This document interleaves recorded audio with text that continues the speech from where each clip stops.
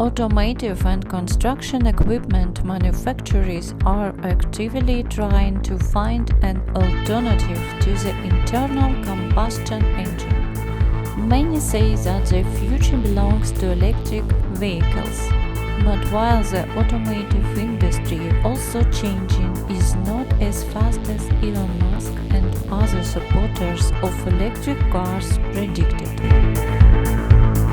How will the fuel market change in the future? Watch this video until the end to understand the main trends. Subscribe to our channel to know more about modern technologies and inventions.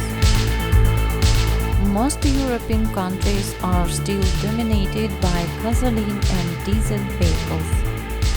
The exception is Norway, where the share of electric cars in the total number of new cars already exceeds 74%. Alternative fuels are still rare in the European Union.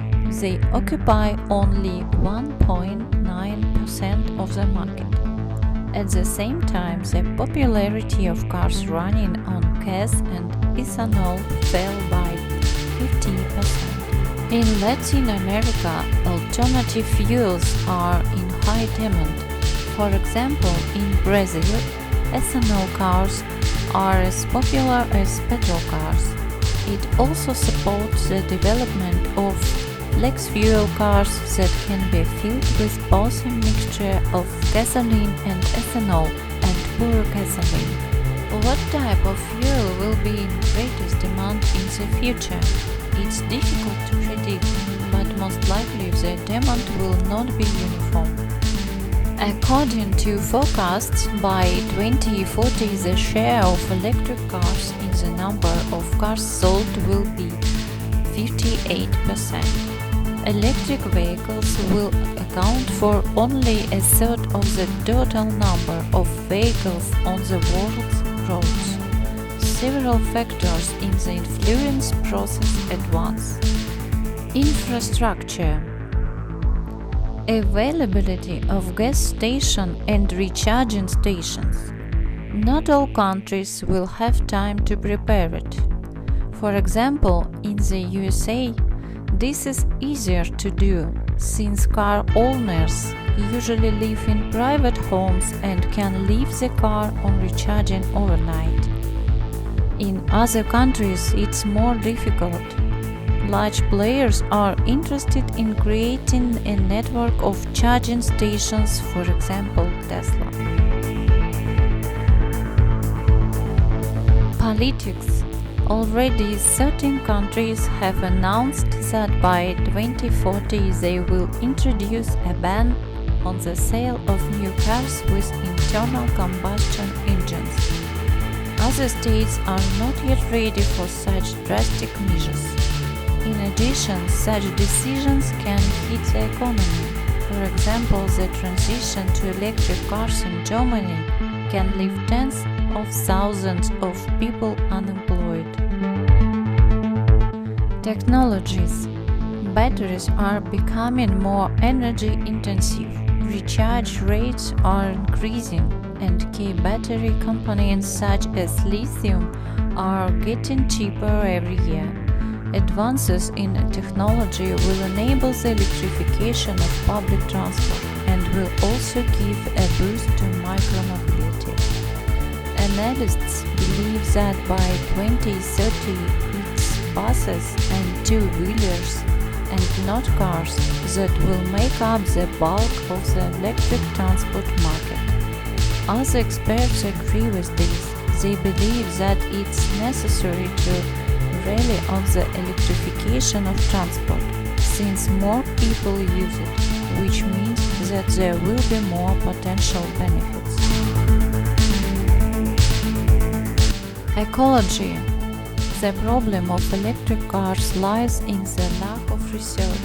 It's not yet possible to accurately assess how the massive transition to electric vehicles will affect the environment. An electric car produces less emissions than a car with an internal combustion engine, but consumes electricity and hydrocarbons are still used to generate it. Other studies show that on average, the production of a gasoline-powered car generates emissions equivalent to 5 tons of CO2. In the case of an electric car, the figure is already 8 tons, and half is produced during the production of batteries. New technologies that minimize the carbon footprint and allow longer-lasting batteries using sustainable materials can solve the problem. But in regions where renewable energy sources are not yet widespread, electric transport is unlikely to become widespread in the coming years. Biofuel, ethanol, flex fuel, biodiesel, and biogas, all these technologies already make it possible to obtain an effective alternative to gasoline using plant components and agriculture waste. Environmental friendliness is the main advantage of biofuels. Plants which are used to obtain the necessary substances absorb CO2, thereby neutralizing the carbon footprint. Another advantage of biofuels is the availability of ready-made infrastructure. In theory, you can refuel with such fuel at a conventional gas station. This does not require special equipment, but the technology also has significant drawbacks. To obtain biofuels, a large amount of biomass is needed, and this requires colossal land resources. In Brazil, trees in the Amazon forest have to be cut down for sugarcane fields, and this is a big blow to the ecosystem. The problem is in cars. Not every vehicle is suitable for this type of fuel.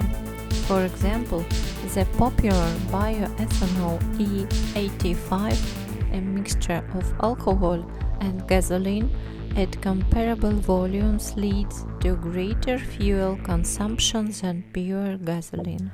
The popularity of biofuels in the future depends on the emergence of new production technologies. So, in Denmark, cars are being tested on gasoline with the addition of algae. So far, the plant component is only 10%, but scientists hope to increase its share. Algae, unlike sugarcane, do not require land resources. They do not need to be fertilized and treated for pests, so they cause less harm to the environment.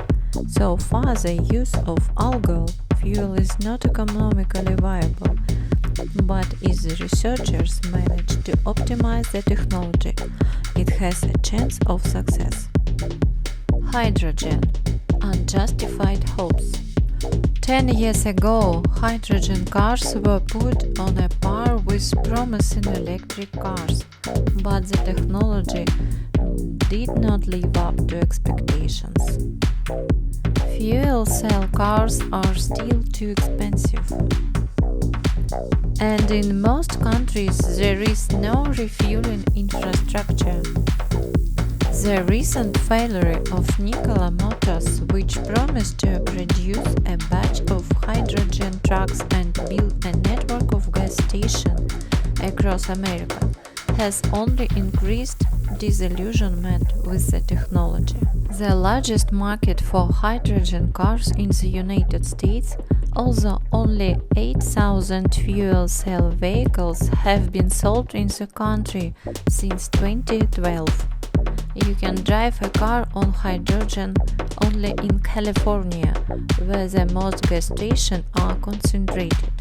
And even with moderate demand, hydrogen shortages periodically occur in the state, and car owners cannot fill up their cars. From the point of view of environmental friendliness, hydrogen cars also raise questions in most respects. They lose to electric cars, although they cost an order of magnitude more expensive.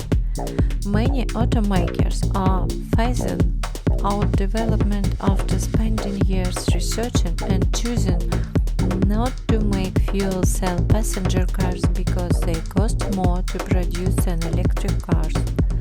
The prospects for hydrogen in the fuel market still leave much to be desired.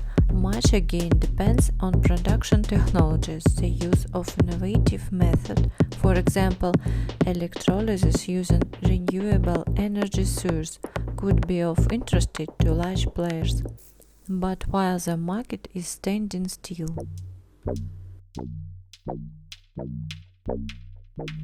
However, there are interesting developments of European and Chinese manufacturers, which we will talk about in the next video.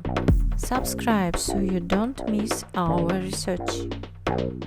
Classic fuels are unlikely to disappear completely in the future, but over time they will become more environmentally friendly or energy efficient. There are already hybrids on the market that extend the range. It's likely that such hybrid models will come to the fore in the future. The automotive sector, due to its specifics, is quite conservative. The automaker cannot reformat the conveyor at the plant or reconfigure the supply chain in a couple of months. Therefore, the transition to new types of fuel will take longer than previously thought. What type of fuel do you think is more promising? Share your opinion in the comments.